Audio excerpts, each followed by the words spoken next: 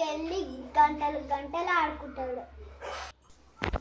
అమ్మో ఎల్లుండే school reopen.